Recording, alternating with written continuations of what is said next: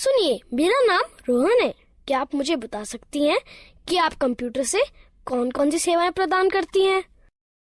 हाँ बिल्कुल, मेरा नाम गीता है और जैसा कि आप देख रहे हैं कि मेरे पास इंटरनेट सुविधा युक्त एक कंप्यूटर है, जिसके जरिए मैं विभिन्न सेवाएं जैसे रेल टिकट की बुकिंग, विभिन्न प्रकार की सूचनाएं जानने में, बिजली व मोबाइल फोन के बिलों का भुगतान, बैंक से लेन देन, पैन कार्ड, पासपोर्ट का आवेदन आदि आदि सुविधाएं प्राप्त करा सकती हूँ।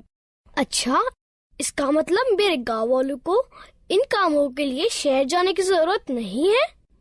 नहीं, बिल्कुल नहीं।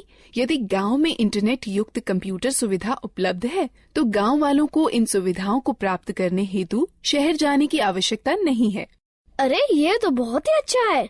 मुझे पूरा विश्वास है कि यह सब जानकर गांव वाले भी मेरी तरह बहुत प्रसन्न होंगे। हाँ बिल्कुल, आप इन्हें गांव वालों को अवश्य बताइए। सुनिए, मेरा नाम राम प्रसाद है। आप कौन कौन सी ऑनलाइन सेवाएं प्रदान कर सकती हैं? क्या मेरे शहर गए बगैर आप मेरी बिजली बिल का भुगतान यहीं से करवा सकती हैं? मुझे यात्रा करने में बड़ी तकलीफ होती है। हाँ बिल्कुल, आप इतनी दूर गए बगैर अपना बिजली का बिल भुगतान यहीं से कर सकते हैं। ऐसा है तो ये मेरे लिए बहुत ही सुविधाजनक होगा। क्या आप कंप्यूटर के जरिए फसल के बाजारू भाव भी बता सकती हैं? हाँ बिल्कुल, मैं कंप्यूटर पर इंटरनेट के जरिए वर्तमान में फसल के भाव भी बता सकती हूँ। यह तो आश्चर्यजनक है कि हम ये सारी सुविधाएं गांव में भी प्राप्त कर सकते हैं। हाँ, इंटरनेट के जरिए ये सभी सुविधाएं आप अपने गांव में ही प्राप्त कर सकते हैं। मैंने सुना है कि आजकल इंटरनेट की सुविधा मोबाइल फोन पर भी उपलब्ध है। क्या ये सत्य है? हाँ रोहन, न केवल मोबाइल फोन बल्कि आजकल लोग स्मार्टफोन अथवा टैबलेट पर भी इंटरनेट कनेक्शन का उपयोग बहुत सारे कामों के लिए करते हैं। यह सब सुनने में बहुत रुचिकर लगता है। क्या आप मुझे कंप्यूटर, स्मार्टफोन और टैबलेट के बारे में सिखा सकती हैं? बिल्कुल रोहन, कृपया बैठ जाइए। मैं आपको कंप्यूटर, स्मार्टफोन और टैबलेट के बारे में और अधिक बताती हूँ।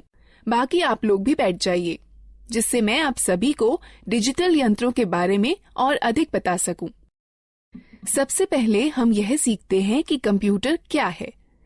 कंप्यूटर एक इलेक्ट्रॉनिक यंत्र है जिसका उपयोग आंकड़ों व सूचनाओं के संकलन व प्रसंस्करण के लिए किया जाता है। हम कंप्यूटर से क्या क्या कर सकते हैं?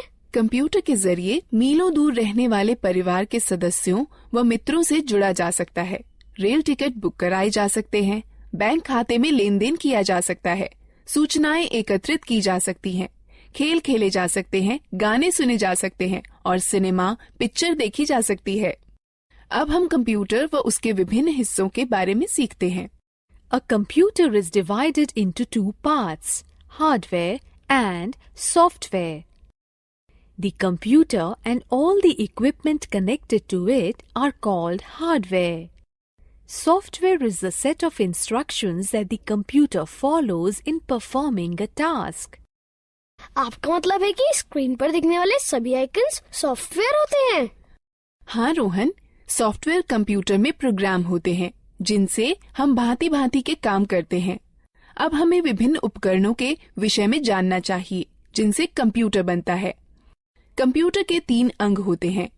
पहला इनपुट डिवाइस, दूसरा प्रोसेसिंग डिवाइस, तीसरा आउटपुट डिवाइस।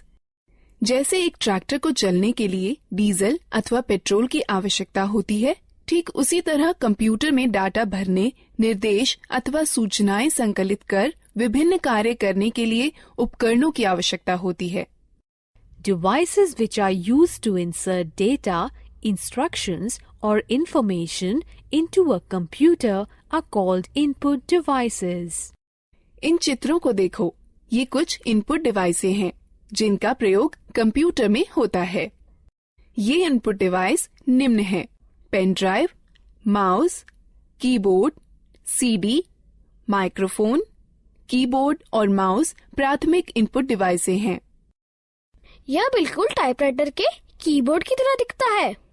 हाँ, इसमें कुछ अतिरिक्त बटन अवश्य है। सामान्य कीबोर्ड के बटनों के साथ इसमें कुछ अंक एवं विशेष बटन अवश्य होते हैं। क्या आप मुझे बताएंगी कि इन विशेष बटनों का प्रयोग किस लिए किया जाता है?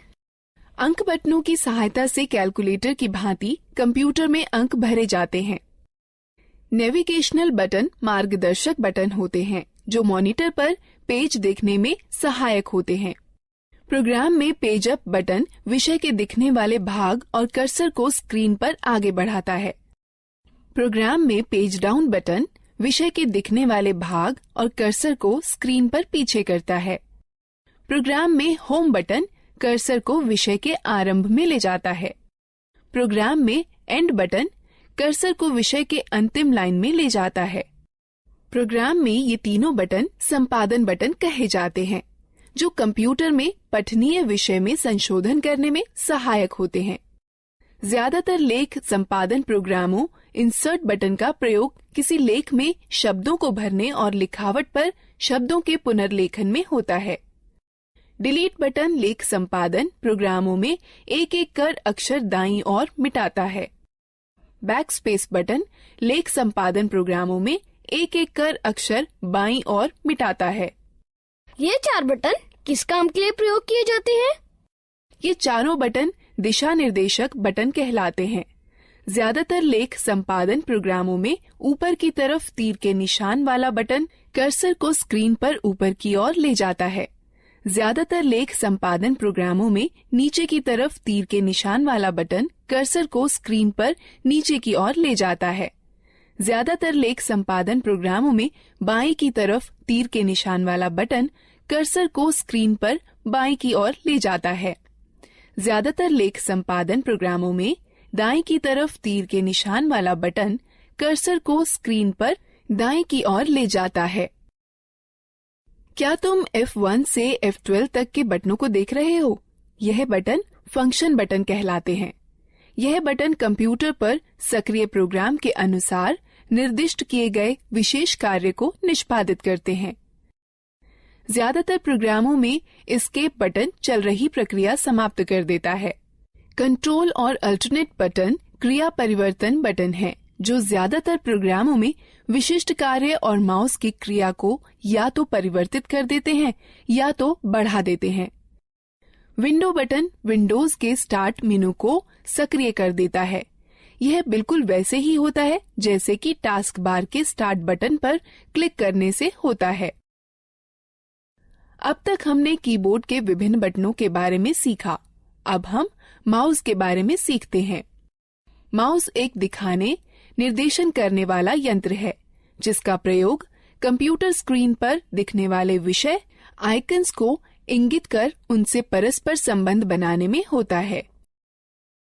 आप देखेंगे कि जैसे ही माउस चलाया जाता है, वैसे ही माउस चलाए जाने की दिशा में एक छोटा तीर स्क्रीन पर चलता है। इस तीर को पॉइंटर कहते हैं। पॉइंटर की सहायता से कंप्यूटर को प्रक्रिया के लिए डाटा व निर्देश उपलब्ध कराए जा सकते हैं। माउस पर 2 बटन भी होते हैं, बायां बटन और दायां बटन। माउस के दोनों बटनों के बीच में एक घूमने वाला चक्का भी होता है, जिसकी मदद से प्रलेख या डॉक्यूमेंट और वेब पेज पर आसानी से चला जा सकता है। ये माउस द्वारा किए जा सकने वाले कुछ कार्य हैं। माउस के बाएं बटन को एक बार दबाकर स्क्रीन पर किसी प्रोग्राम को चुना जा सकता है। माउस के बाएं बटन को लगातार 2 बार बिना किसी अंतराल के दबाकर क्लिक कर किसी प्रोग्राम के अंदर प्रवेश किया जा सकता है। माउस के दाएं बटन को दबाए जाने पर इंडेक्स मेनू खुलेगा। घूमने वाला चक्का स्क्रीन पर पेज को ऊपर नीचे खिसकाने में हमारी सहायता करता है। जिस तरह दानों से भूसी निकालने या गेहूं को पीसने में ग्राइंडिंग मिल एक प्रोसेसिंग मशीन की तरह काम करती है, उसी तरह कंप्यूटर में वह यंत्र जो डाटा संग्रहण और संरक्षण को नियंत्रित करते हैं, वह प्रोसेसिंग डिवाइस कहलाते हैं। कंप्यूटर प्रोसेसर या सीपीयू प्रोसेस की जाती है, फिर कंप्यूटर की मेमोरी या आरएएम में संरक्षित की जाती है। जिस तरह दानों से भूसी निकालने या गेहूं को पीसने में ग्राइंडिंग मिल एक प्रोसेसिंग मशीन की तरह काम करती है, जिस तरह अनाज और भूसे को अलग अलग करने वाला थ्रेशर एक आउटपुट मशीन है, उसी तरह कंप्यूटर के साथ परिणाम को दिखाने के लिए जो यंत्र प्रयोग में लाए जाते हैं उन्हें आउटपुट यंत्र कहते हैं। मॉनिटर एक बहुत ही सामान्य आउटपुट यंत्र है। मॉनिटर स्क्रीन है जिसका प्रयोग आउटपुट जैसे शब्दों, अंकों व चित्रों को देखने में होता है। मॉनिटर दो तरह के होते हैं, कैथोड रे ट्यूब और flat panel display. Printer computer से प्रसंस्कृत डाटा लेता है जिसे सॉफ्ट कॉपी कहते हैं और उसे छापकर निकालता है जिसे हार्ड कॉपी कहते हैं। कंप्यूटर पर दिखने वाले किसी चित्र या लेख को सॉफ्ट कॉपी कहते हैं तथा उसी के छपे हुए को हार्ड कॉपी कहते हैं। प्रिंटर तीन तरह के होते हैं, इंकजेट प्रिंटर, लेजर प्रिंटर और डॉट मैट्रिक्स प्रिंटर। स्पीकर एक आउटपुट यंत्र जिसके द्वारा हम आवाज सुनते हैं। स्पीकर के बिना हम गाने अथवा आवाज विषयों आदि को सुन नहीं सकते। हेडफोन कंप्यूटर से आवाज आउटपुट देता है। ये स्पीकर की तरह होते हैं किंतु इन्हें कानों पर पहना जाता है, इसलिए एक समय में केवल एक ही व्यक्ति आउटपुट सुन सकता है। प्रोजेक्टर एक आउटपुट यंत्र है जिससे किसी लेख या चित्र को समतल स्क्रीन पर दिखाया जाता है।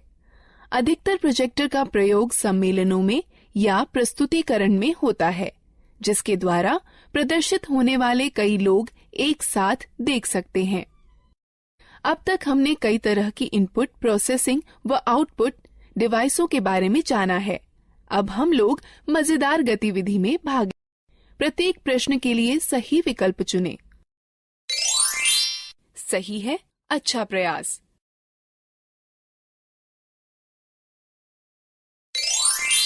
सही है, अच्छा प्रयास।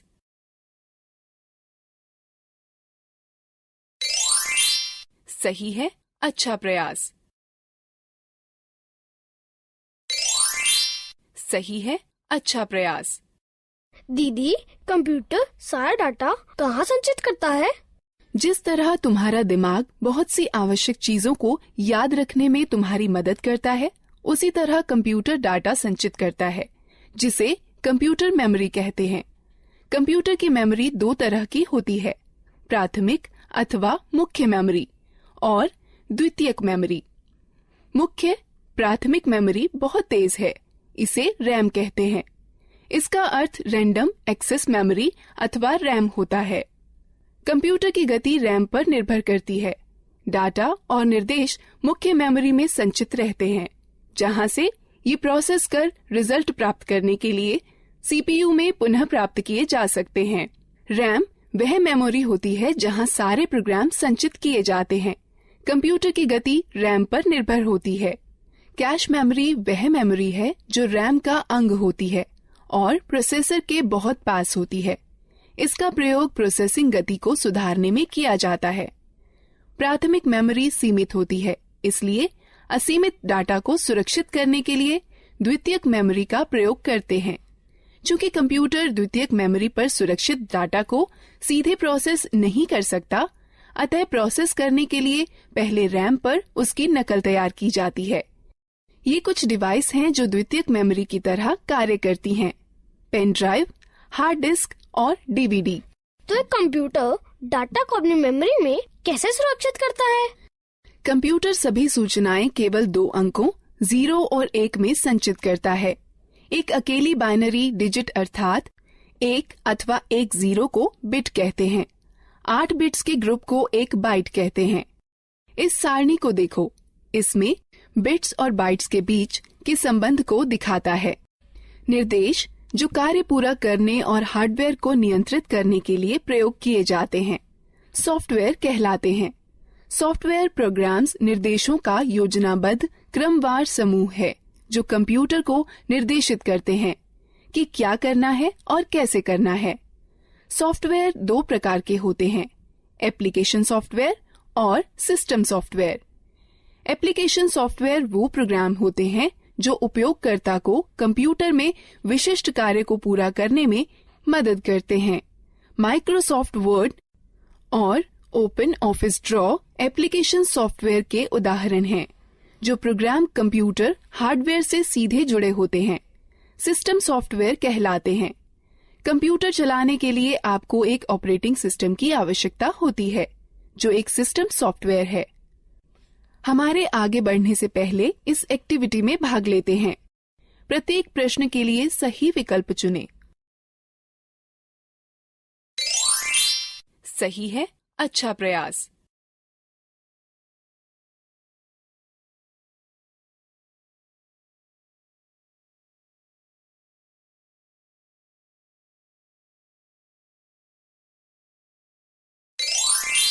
सही है, अच्छा प्रयास। गीता, ये सब रुचिकर है। मैंने पहले कभी भी कंप्यूटर नहीं चलाया है। क्या तुम मुझे बता सकती हो कि कंप्यूटर कैसे स्थापित किया जाता है और कैसे चलाया जाता है? अवश्य चाचा, मैं सब कुछ समझा दूंगी। सबसे पहले मैं आपको कंप्यूटर के विभिन्न अंगों से परिचित कराती हूँ। यह मॉनिटर है। यह टेलीविजन की तरह है और इसकी स्क्रीन पर आउटपुट देखा जाता है। यह सिस्टम बॉक्स है। इसमें सेंट्रल प्रोसेसिंग यूनिट अर्थात सीपीयू होता है। यह सीपीयू ही कंप्यूटर का मुख्य दिमाग होता है। यह कीबोर्ड और माउस हैं। यह दोनों इनपुट डिवाइस हैं, जिसके द्वारा कंप्यूटर में डाटा भरा जाता है। कंप्यूटर को जोड़ने के लिए सबसे पहले उसे मेज पर रखिए। तब सिस्टम बॉक्स के बगल में मॉनिटर रखिए। सिस्टम बॉक्स के पीछे का भाग देखिए। इसमें विभिन्न डिवाइसें जोड़ने के लिए खांचे बने हैं, जिन्हें पोर्ट कहते हैं। अब इस तरह से मॉनिटर सिस्टम से जोड़ा जाता है। सिस्टम बॉक्स वीडियो पोर्ट को वीजीए पोर्ट कहते हैं। इससे मॉनिटर को जोड़ने वाले तार को वीजीए केबल कहते हैं। वीजीए केबल के एक सिरे को सिस्टम के वीजीए पोर्ट से तथा दूसरे को मॉनिटर से जोड़ा जाता है।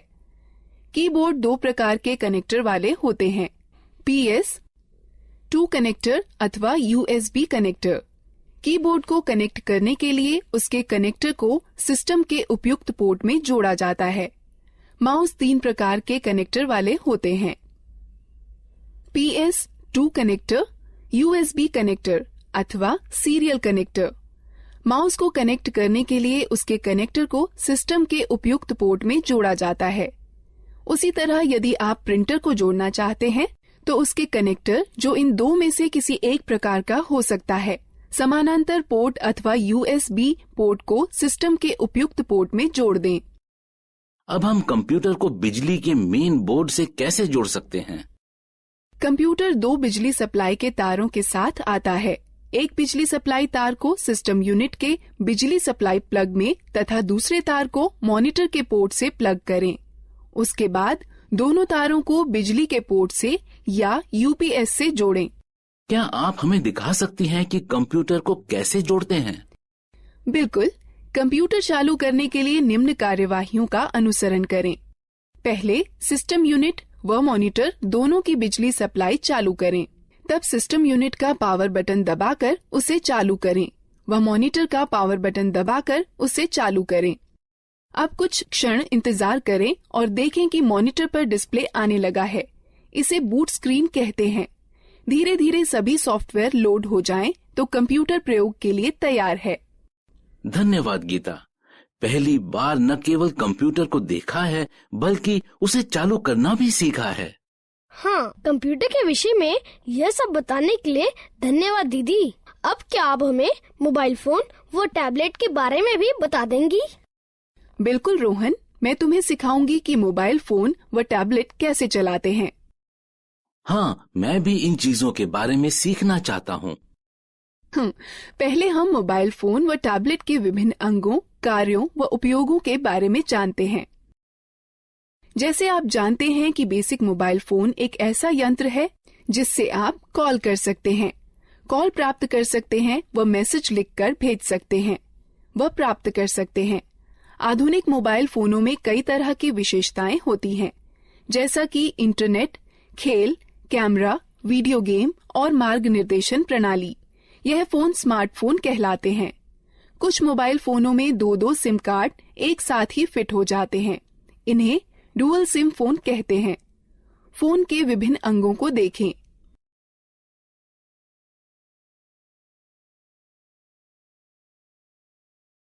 गीता, क्या तुम मुझे दिखा सकती हो कि फोन में सिम व बैटरी कैसे डालते हैं? बिल्कुल, बस निम्न प्रक्रियाओं का अनुसरण करें। पहला, फोन को स्विच ऑफ कर दें और पीछे का कवर निकाल दें।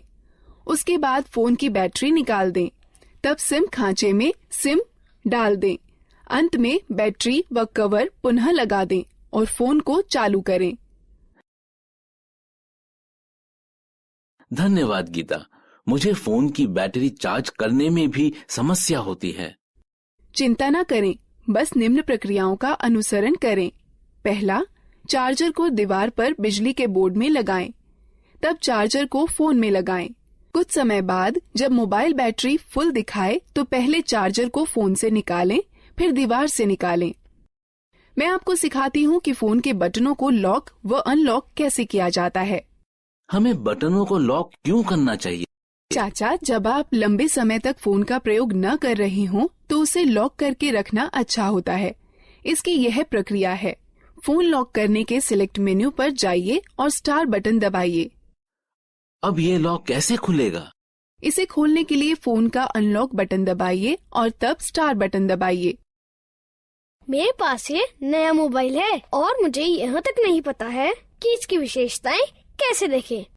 आप अपने मोबाइल की विशेषताएं देखने के लिए पहले मेनू आइकन छुएं या मेनू बटन दबाएं, जिससे फोन के सारे फीचर दिखाई पड़ने लगेंगे।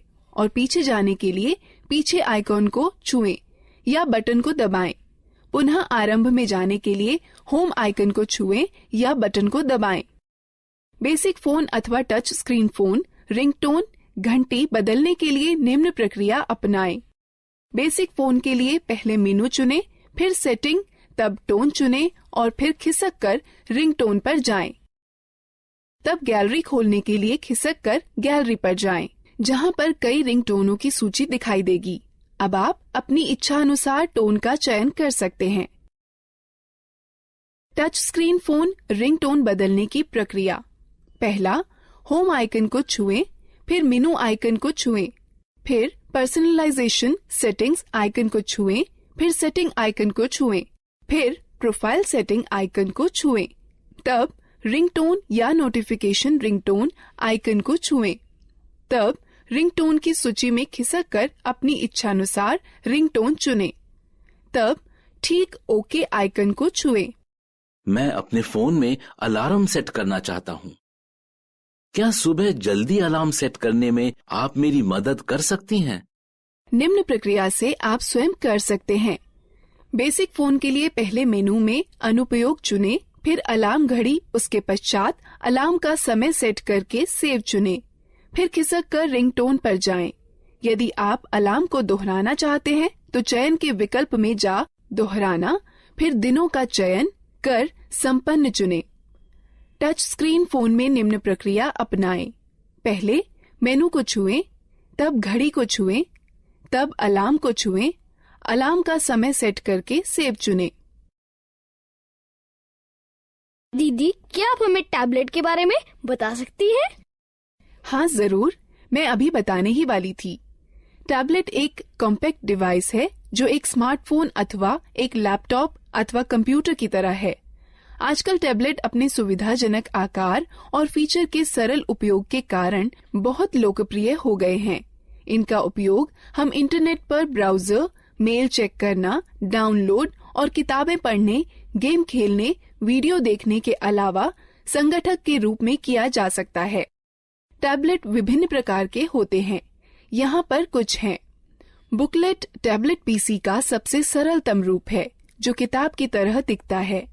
इस डिवाइस के दोनों तरफ डिस्प्ले होता है और इसकी कार्यप्रणाली दोनों तरफ छूने से कार्य करती है। यह हस्तलेख को पहचानने वाला सॉफ्टवेयर होता है, जो तुम्हें स्क्रीन पर वैसे ही लिखने की अनुमति देता है जैसे कि आप पेपर पर लिख सकते हैं। स्लेट सबसे साधारण और सबसे ज्यादा पाया जाने वाला टैबलेट पीसी है, जो अधिकतर मनोरंजन के लिए, फिल्म देखने के लिए, इंटरनेट चलाने के लिए, वीडियो देखने, वीडियो कॉल करने और दोस्तों के साथ चैट करने के लिए प्रयोग किया जाता है। कन्वर्टेबल टैबलेट लगभग पारंपरिक लैपटॉपों की तरह के ही होते हैं। इसमें बस एक बड़ा फर्क यह होता है कि इनसे टच स्क्रीन डिस्प्ले होता है, जिसे 180 डिग्री तक घुमाया भी जा सकता है। हाइब्रिड टैबलेट में स्लेट और कन्वर्टेबल टैबलेट दोनों की सबसे अच्छी विशेषताएं सम्मिलित होती हैं। हाइब्रिड टैबलेट अलग हो सकने वाले कीबोर्ड के साथ आते हैं, जो कि दिए गए स्लॉट के जरिए स्लेट पीसी में जोड़कर टैबलेट पीसी में बदले जा सकते हैं। एक रग्ड टैबलेट उन उपयोगकर्ताओं के लिए अच्छा है जो कठिन वातावरण परिस्थितियों में कार्य करते हैं। इनके अंदर की हार्ड ड्राइव झटकों को सहन करने वाली और इनका सुरक्षात्मक कवच इन्हें काफी टिकाऊ बनाता है। यह एक बात आपके लिए ध्यान में रखना अति आवश्यक है कि प्रथम बार इनका उपयोग करने से पूर्व इनकी बैटरी को कम से कम 6 से 7 घंटे चार्ज करना चाहिए, जब तक कि बैटरी पूर्ण रूप से चार्ज न हो जाए। हम बैटरी कैसे चार्ज करते हैं? इन चरणों का अनुसरण करो। पहला, केबल को चार्जिंग हेड में लगाएं और प्लग को स्टैंडर्ड एसी पावर में लगा दें। डिवाइस अपने आप चार्ज होने लगती है। डिवाइस के पूरा चार्ज होने के बाद चार्जर को प्लग से हटा देना चाहिए। डिवाइस में ऊर्जा संरक्षण हेतु पावर सेव बटन को दबाकर स्क्रीन को बंद किया जा सकता है। स्क्रीन को पुनः चालू करने के लिए यह प्रक्रिया दोबारा करें। डिवाइस को बंद करने का सही तरीका क्या है? जब आपको डिवाइस बंद करनी हो तो निम्न चरणों का अनुसरण करें। पहले, पावर बटन को कुछ क्षण के लिए दबाकर रखें। तब टैबलेट को बंद करने के लिए मेनू खुलने पर दिखाई देगा। तब पावर ऑफ पर टच कर डिवाइस को बंद करें। एक टैबलेट की होम स्क्रीन एप्लीकेशन फंक्शन मेनू के लिए स्टार्टिंग पॉइंट है। आप अपनी होम स्क्रीन को एप्लीकेशन आइकन्स शॉर्टकट फोल्डर को जोड़ करके कस्टमाइज कर सकते हैं। अतिरिक्त डिस्प्ले स्क्रीन के लिए स्क्रीन को दाएं अथवा बाएं खिसकाएं। तो तुमने सीखा कि कैसे लैपटॉप, कंप्यूटर, मोबाइल फोन और टैबलेट को इस्तेमाल करते हैं। अब हम इस प्रक्रिया में भाग लेते हैं। प्रत्येक प्रश्न के लिए सही विकल्प चुनें। सही है, अच्छा प्रयास।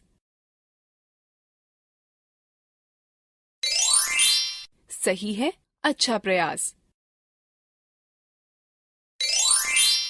सही है, अच्छा प्रयास। सही है, अच्छा प्रयास।